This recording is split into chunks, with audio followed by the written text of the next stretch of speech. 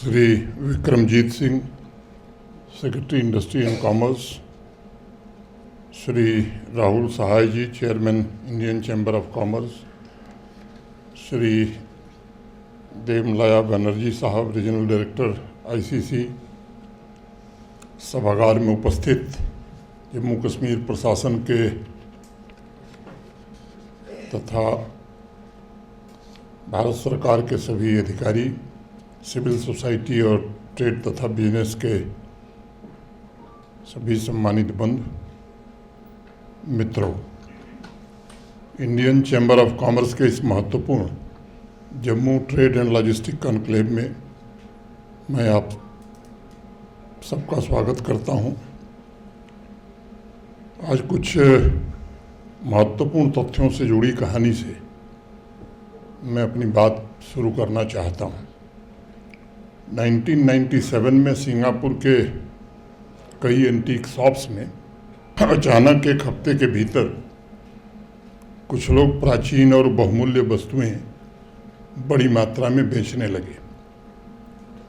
इसकी जानकारी जब सिंगापुर के अधिकारियों को मिली तब उन्होंने इसकी जांच पड़ताल शुरू की और जांच पड़ताल के बाद पता चला कि कुछ गोताखोरों को जावा के पास समुद्र में डूबे हुए जहाज का एक पता चला है और उसी में से कुछ कीमती सामान निकालकर वो एंटीक शॉप्स को करोड़ों रुपए में बेच रहे हैं। बाद में जब इन्वेस्टिगेशन हुआ तो उस शिप का अधिकांश हिस्सा सही सलामत पाया गया और पता चला कि वो भारतीय ट्रेड शिप था जो 9वीं या 10वीं शताब्दी में समुद्री तूफान में घिरकर डूब गया था। उसमें भारत में स्टील से बने सामान और हथियार थे, ग्लास के बर्तन थे, तांबे से बनी हुई आदमकद मूर्तियाँ थीं। उस पर बहुत शोध हुआ, रिसर्च हुआ और लोगों को तब पता चला कि जब दुनिया को स्टील और तांबे का विकसित औद्योगिक ज्ञान नहीं था तब भारत ने उस सेक्टर में अपना प्रभुत्व हासिल किया था। ईस्ट और वेस्ट यानी ग्लोबल साउथ और ग्लोबल नॉर्थ के बीच 250 ईसा पूर्व एक मजबूत ट्रेडिंग रूट भी भारत ने स्थापित किया था। ट्रेड सेक्टर से जुड़े लोगों को ये बात रोचक लग सकती है और आश्चर्यजनक भी, क्योंकि आम तौर पर हमारे यहाँ माना यही जाता है ईस्ट और वेस्ट के बीच व्यापारिक संबंध मार्को पोलो ने 1271 में स्थापित किया था। लेकिन अब यह मिथक पूरी तरह से टूट गया है और इतिहास की एक बहुत बड़ी भूल विद्वानों ने सुधारी है। 2050 ईसा पूर्व से 13वीं शताब्दी तक भारत ने एक ऐसा मजबूत ट्रेडिंग रूट और कार्गो मूवमेंट के लिए सशक्त नेटवर्क तैयार किया था जिसने न सिर्फ स्टील जैसे उद्योग वेस्टर्न कंट्रीज़ को निर्यात किए बल्कि साइंस और नॉलेज प्रणाली से वेस्टर्न वर्ल्ड को परिचित कराने का काम किया था। बौद्ध धर्म के अनुयायी और जाने माने बौद्ध धर्म गुरु वज्रबोधि के प्राचीन संस्मरणों से भी ये बातें पता चली हैं कि ग्लोबल नॉर्थ के अलावा एशिया के ही अनेक देशों में टेक्नोलॉजी और हैंडीक्राफ्ट के निर्यात के लिए प्राचीन भारत ने एक मजबूत लॉजिस्टिक इंफ्रास्ट्रक्चर उस समय तैयार किया था जिससे चीन और अरब देशों के साथ मजबूत व्यापारिक संबंध हमारा बना हुआ था। जम्मू ट्रेड और लॉजिस्टिक्स कॉन्क्लेव में इस कहानी के माध्यम से मैं ये बताना चाहता हूँ कि सदियों तक भारत का बिजनेस सेक्टर हमेशा दुनिया से कई कदम आगे हुआ करता था। फिर से पिछले 10-11 वर्षों में उस गौरवशाली स्थान को पुनर्स्थापित करने का प्रयास हमारे देश में प्रारंभ हुआ है। 5-6 वर्षों से जम्मू कश्मीर भी इस अभियान से कुछ हद तक जुड़ा है और इस कॉन्क्लेव की महत्ता इसलिए और बढ़ जाती है क्योंकि उत्तर भारत के चौराहे पर रणनीतिक रूप से जम्मू ही तेजी से ट्रेड के महत्वपूर्ण केंद्र के रूप में उभर रहा है और अपार संभावनाएं स्मार्ट लॉजिस्टिक इंफ्रास्ट्रक्चर और बेहतर लॉजिस्टिक ऑपरेशंस के द्वारा इसके पोटेंशियल को रियलाइज करने की नितांत आवश्यकता अब महसूस हो रही है। मैं जम्मू कश्मीर में इस सेक्टर की संभावनाओं पर बात रखूं, उसके पहले 2-3 मुख्य बिंदुओं की चर्चा करना चाहूँगा। हम सब जानते हैं कि 2027 तक $5 ट्रिलियन इकॉनमी के लक्ष्य को प्राप्त करने के लिए ये जरूरी है कि भारत का वेयर हाउसिंग और लॉजिस्टिक सेक्टर का सामर्थ्य वर्तमान दर से दुगनी तेजी से बढ़े। आप सब इस बात से वाकिफ़ होंगे कि कोविड पैंडमिक वेयर हाउसिंग और लॉजिस्टिक सेक्टर के लिए आपदा में एक अवसर की तरह था और 2020 से 2021 के बीच इसमें 20% की ग्रोथ दर्ज की गई थी। ई कॉमर्स के पेनिट्रेशन और रिटेल सेक्टर में दर्ज की जा रही 9 to 10% की ग्रोथ ने भी वेयर हाउसिंग और लॉजिस्टिक सेक्टर के फुटप्रिंट्स को विस्तार देने में बड़ी महत्वपूर्ण भूमिका निभाई है। आज यहाँ इस सेक्टर से जुड़े एंटरप्रेन्योर्स, एक्सपर्ट्स और पॉलिसी मेकर सभी मौजूद हैं। मैं उन सभी से ये कहना चाहूँगा कि मेरे लिए व्यक्तिगत रूप से इस सेक्टर का टर्निंग पॉइंट 17 सितंबर 2022 था, जब माननीय प्रधानमंत्री आदरणीय नरेंद्र मोदी जी ने नेशनल लॉजिस्टिक्स पॉलिसी देश में लॉन्च की थी। और मैं मानता हूं कि पिछले 3 वर्ष में इस पॉलिसी ने लॉजिस्टिक्स इकोसिस्टम में रिफॉर्म को एक नई गति दी है और डिजिटल इंटीग्रेशन, स्किल डेवलपमेंट, सभी पॉलिसी से अलाइनमेंट, इंफ्रास्ट्रक्चर प्लानिंग के द्वारा इस क्षेत्र में क्रांतिकारी परिवर्तन भी आया है। लॉजिस्टिक्स की लागत पहले की तुलना में कम हुई है और डोमेस्टिक तथा इंटरनेशनल सप्लाई चेन भी हमारा सशक्त हुआ है, लेकिन अभी यात्रा हमारी बड़ी लंबी है, देश की भी और जम्मू कश्मीर की और भी लंबी है। माननीय प्रधानमंत्री जी के नेतृत्व में पिछले 10-11 वर्षों में भारत सरकार ने इस सेक्टर के इंफ्रास्ट्रक्चर को मजबूत करने के लिए अनेक नई पहल प्रारंभ की। डेडिकेटेड फ्रेट कॉरिडोर रेलवे का बन करके उसकी स्थापना, सड़क और रेल नेटवर्क का विस्तार, और मैं समझता हूं कि पिछले 1 दशक में कनेक्टिविटी में आया सुधार, अगर इस पर हम गौर करेंगे तो शायद 40-50 वर्षों में इस देश में कनेक्टिविटी का जितना विस्तार हुआ है, लगभग उतना ही विस्तार पिछले 10 वर्षों में हिंदुस्तान के अंदर हुआ है। माननीय प्रधानमंत्री जी के द्वारा एक अन्य महत्वपूर्ण निर्णय वेयर हाउसिंग और लॉजिस्टिक्स सेक्टर में डिजिटल ट्रांसफॉर्मेशन का भी था। डिजिटल इंडिया और भारत नेट के डिजिटल हाईवे ने फिजिकल हाईवे को भी और मजबूती प्रदान की है। प्रधानमंत्री जी ने एक अवसर पर एक बात कही थी और उसे मैं उद्धृत करना चाहूँगा कि देश के कोने कोने में storage, logistics park, warehouse की स्थापना द्वारा 5 वर्ष के भीतर डबल डिजिट कास्ट को सिंगल डिजिट में भारत को लेकर आना है। आप सब जानते हैं स्टोरेज को लेकर प्रधानमंत्री जी ने आम आदमी से लेकर व्यापारी वर्ग तक में एक नई सोच विकसित करने का काम किया है।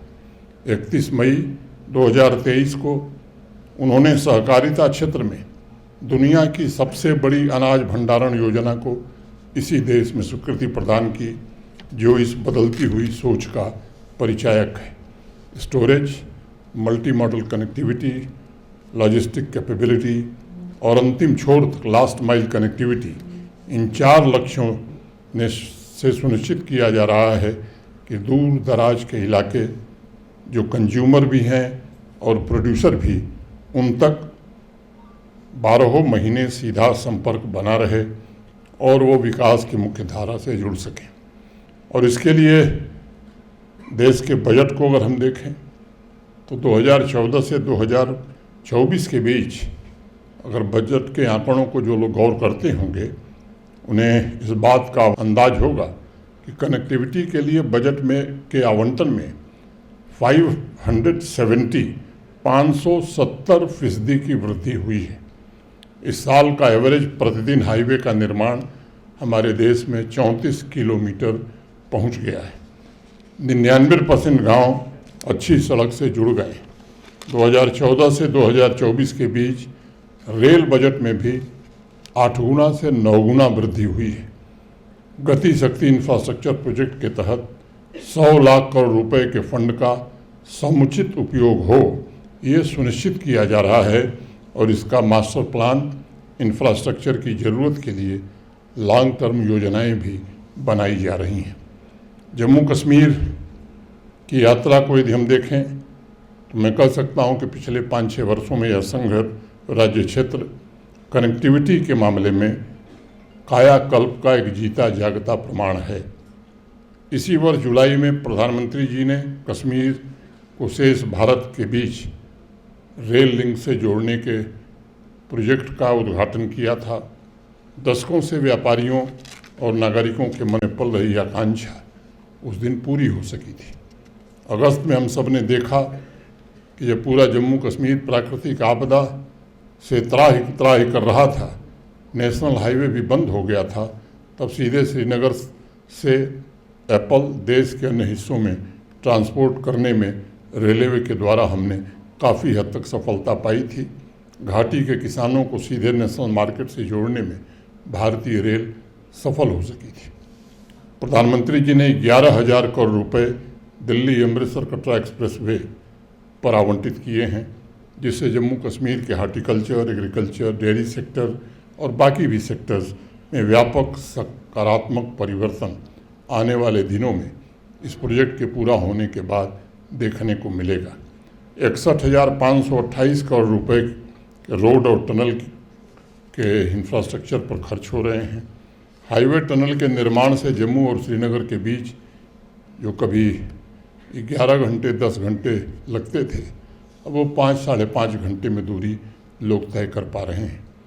जम्मू कश्मीर में आए परिवर्तन का एक छोटा उदाहरण जिसे आप समझ सकते हैं कि कैसे लंबे समय के बाद यूटी की एस्पिरेशंस राष्ट्र के एस्पिरेशन से जुड़ी हैं। पहले श्रीनगर और जम्मू के हवाई अड्डों पर नाइट ऑपरेशन की सुविधा नहीं थी, यानी 5 बजे के बाद देश के दूसरे हिस्सों से जम्मू पूरी तरह कटा था। अब दोनों हवाई अड्डों पर नाइट ऑपरेशन शुरू हो गए। जोजिरा टनल का काम भी 65% के आसपास पूरा हो गया है। जेट मोड़ टनल इस वर्ष जनवरी में प्रधानमंत्री जी ने राष्ट्र को समर्पित किया था। इसके कारण जम्मू कश्मीर और लद्दाख ये एक महत्वपूर्ण प्रोजेक्ट पूरी हुई है। 5 अन्य नेशनल हाईवे के निर्माण का काम तेज गति पर है। दूर दराज के गांव जो कि जम्मू कश्मीर की इकॉनमी के मुख्य आधार हो सकते हैं, वहां तक 99% रोड कनेक्टिविटी सुनिश्चित कर ली गई है। हम जानते हैं कि PMGSY में 2001 के सेंसस के आधार पर जो गांव चिन्हित थे वो लगभग जोड़ दिए गए थे, लेकिन बहुत प्रयास के बाद गृहमंत्री जी के व्यक्तिगत हस्तक्षेप के कारण 2011 के सेंसस के आधार पर 250 आबादी के जो गांव बचे हुए थे उनके लिए भी गत वर्ष 1468 करोड़ रुपए भारत सरकार ने कनेक्टिविटी के लिए प्रदान किए हैं। ये रोड कनेक्टिविटी आने वाले वर्षों में जम्मू को नॉर्थ इंडिया के प्रमुख बिजनेस हब के रूप में स्थापित कर सकेगी, क्योंकि प्रोडक्ट के मामले में जम्मू कश्मीर जो प्रोड्यूस करता है वो अपने आप देश में बहुत अनोखा और अनूठा है। Horticulture, agriculture, manufacturing, pharma, handicraft, handloom इत्यादि के अनेक यूनिक उत्पाद को सीधे डोमेस्टिक और इंटरनेशनल कंज्यूमर तक इस कनेक्टिविटी के कारण पहुंचाने में आसानी होगी। आप सब जानते हैं कि लॉजिस्टिक में कार्गो मूवमेंट के लिए सबसे अधिक अप्रॉक्सीमेटली 73% हिस्सा रोड से और 18% हिस्सा जो है वो रेलवे का है। इसका फ़ायदा इन्हांस्ड कनेक्टिविटी द्वारा जम्मू कश्मीर को ज़रूर मिलेगा। हम सीधे प्रोड्यूसर को कंज्यूमर से लिंक कर पाएंगे। मैं समझता हूँ जम्मू कश्मीर में storage logistic parks, warehouse sector का मॉडर्नाइजेशन और देश के अन्य हिस्सों की तरह इस सेक्टर पर विशेष फोकस जम्मू कश्मीर की इकॉनमी में बहुत बड़ा रोल प्ले कर सकती है। हम बड़ी संख्या में नए रोजगार सृजित कर सकते हैं, जीडीपी में इस सेक्टर का योगदान बढ़ा सकते हैं तथा जम्मू कश्मीर के ट्रेड और एक्सपोर्ट में भी ऐतिहासिक वृद्धि दर्ज करा सकते हैं। लेकिन अगर मैं अगले 2 साल का लक्ष्य देखूं तो मैं समझता हूं कि अनेक ऐसे कदम उठाने की ज़रूरत है जिससे जम्मू कश्मीर का परफॉर्मेंस बेहतर हो सके। मैं संक्षेप में अगर कहूं तो यूनियन कॉमर्स मिनिस्ट्री की logistic ease across different states की 2024 की रिपोर्ट के मुताबिक 2023 में जम्मू कश्मीर आकांक्षी यूटीज़ की कैटेगरी में था। पिछले वर्ष बेहतर प्रदर्शन से इसे फास्ट मूवर कैटेगरी में अब शामिल कर लिया गया है। जम्मू के विजयपुर में मल्टी मॉडल लॉजिस्टिक पार्क का विकास सार्वजनिक निजी भागीदारी पीपीपी मॉडल, विशेष रूप से निर्माण विकास वित्त संचालन और हस्तांतरण के माध्यम से किया जाएगा। इस पार्क को एक अंतर्देशीय container depot, warehousing, cold storage, truck terminal और कंटेनर फ्रेट स्टेशन सहित अत्याधुनिक सुविधाएं प्रदान करके व्यापार और लॉजिस्टिक्स दक्षता को बढ़ाने के लिए इसे विशेष रूप से डिज़ाइन किया गया है। रेलवे ने भी अपने अनेक स्टेशनों पर अपनी सुविधाओं का विस्तार किया है। एमएमएलपी का प्राथमिक उद्देश्य व्यापार को बढ़ावा देना, निर्बाध एवं एकीकृत माल ढुलाई को सक्षम बनाकर क्षेत्र में लॉजिस्टिक क्षेत्र की समग्र दक्षता में सुधार करना ही है। 5-6 वर्षों में road infrastructure, rail infrastructure, terminal infrastructure, warehousing infrastructure, first and last mile connectivity में सुधार की बदौलत जम्मू कश्मीर की रैंकिंग में सुधार आया है और लॉजिस्टिक्स का इकोसिस्टम पहले से बेहतर हुआ है। लेकिन लॉजिस्टिक सर्विसेज, रेगुलेशन, सस्टेनेबिलिटी और इक्विटी लॉजिस्टिक्स में सुधार की बहुत गुंजाइश है ताकि जम्मू कश्मीर के पोटेंशियल को पूरी तरह से उपयोग में लाया जा सके। इंडियन चैम्बर ऑफ कॉमर्स के साथ ही जम्मू कश्मीर में लंबे समय बाद आए इंडस्ट्रियल रिवोल्यूशन से भली भांति परिचित हैं। आप सब जानते हैं कि 2211 इंडस्ट्रियल यूनिट में प्रोडक्शन प्रारंभ हो गया है। इन्वेस्टमेंट तथा ईज ऑफ डूइंग बिजनेस के लिए 2020 से लगभग 12 नई पॉलिसी और स्कीम इंडस्ट्री डिपार्टमेंट ने शुरू की है। 2020 के पहले जम्मू कश्मीर में सिर्फ 69 स्टार्टअप्स थे, आज उनकी संख्या 1100 से ज़्यादा हो गई है। यानी स्टार्टअप्स में मात्र 5 वर्षों में 1500% से ज़्यादा की वृद्धि दर्ज की गई है। पीएम गतिशक्ति पोर्टल पर अपलोड की गई जीआईएस लेयर्स के मामले में जम्मू कश्मीर देश के शीर्ष 5 राज्यों और यूटीज़ में शामिल है, जिसमें 620 से अधिक लेयर्स और 38 डिपार्टमेंट शामिल हैं जो निर्बाध इंटीग्रेटेड इंफ्रास्ट्रक्चर प्लानिंग को सक्षम बनाते हैं। नेशनल मास्टर प्लान के तहत 3000 करोड़ रुपए से अधिक लागत की 49 प्रमुख लॉजिस्टिक्स और कनेक्टिविटी प्रोजेक्ट्स की मैपिंग की जा चुकी है, जिससे रियल टाइम कोऑर्डिनेशन और एग्जीक्यूशन में सहायता मिलेगी। इस इंटीग्रेटेड प्लानिंग अप्रोच के द्वारा Jammu Kashmir logistics gap identify करने, इंडस्ट्रियल स्टेट तक लास्ट माइल कनेक्टिविटी सुनिश्चित करने, माल ढुलाई को अनुकूलित करने और लॉजिस्टिक्स लागत और ट्रांसपोर्टेशन के समय को महत्वपूर्ण रूप से कम करने में निश्चित रूप से सफल हो सकेगा। इन इनिशिएटिव से जम्मू कश्मीर और अधिक कॉम्पिटिटिव और इन्वेस्टमेंट फ्रेंडली डेस्टिनेशन के रूप में उभर सकता है। पॉलिसी स्तर पर multi modal connectivity, dry port, warehouse zone तथा इस सेक्टर में प्राइवेट इन्वेस्टमेंट को बढ़ावा देने के लिए Jammu Kashmir logistics policy 2025 launch की जाएगी, ऐसा मुझे इंडस्ट्री सेक्रेटरी ने बताया है। इस सेक्टर को इंडस्ट्री का दर्जा भी दिया जाएगा ताकि इंडस्ट्रियल पॉलिसी के सभी लाभ इस सेक्टर को भी मिल सकें। 1 दशक पहले अगर किसी ने कहा होता कि लॉजिस्टिक्स सेक्टर भारत का ग्रोथ इंजन बन सकता है तो शायद हमें विश्वास ही न होता। लेकिन बेहतर पॉलिसी रिफॉर्म्स के संकल्प के द्वारा सिर्फ ट्रांसपोर्ट और स्टोरेज फैसिलिटी समझे जाने वाले इस सेक्टर ने end to end product planning तथा प्रबंधन के द्वारा manufacturing, retail, e commerce, service sector को नई गति देकर साबित किया है कि 2 करोड़ से ज़्यादा प्रोफेशनल्स की मदद से इस सेक्टर को ट्रेड और बिजनेस का मजबूत आधार भी बनाया जा सकता है। मैं इस कॉन्क्लेव में आपसी चर्चा द्वारा आप लोगों से जम्मू कश्मीर के संबंध में पॉलिसी स्तर पर रिकमेंडेशन, इन्वेस्टमेंट और पब्लिक प्राइवेट कोलैबोरेशन के रोड मैप की अपेक्षा करता हूं और अपनी हार्दिक शुभकामनाएं देता हूं कि इस मंथन से जो अमृत निकलेगा वो निश्चित रूप से जम्मू कश्मीर के उद्योग को, व्यापार को और एक्सपोर्ट को बढ़ावा देगा। बहुत बहुत धन्यवाद। नमस्कार।